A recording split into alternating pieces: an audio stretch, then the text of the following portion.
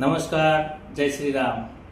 અત્યારે સમગ્ર ગુજરાતની અંદર કોંગ્રેસની જન આક્રોશ રેલી નામની સભાઓ ચાલી રહી છે.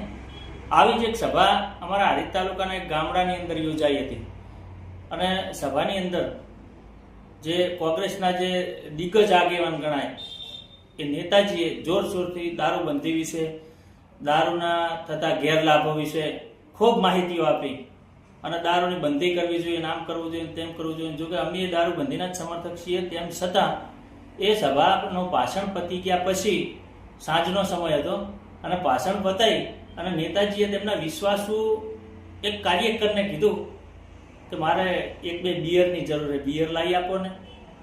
અને પછી એ ભાઈએ એમના વિશ્વાસુ કાર્યકરે એમને બિયરની વ્યવસ્થાઓ કરવા માટે જે કોઈ સેટિંગ કર્યું એનું પાક્કું પ્રમાણ મારી પાસે છે.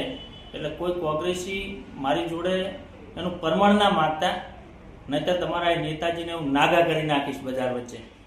જય શ્રી રામ.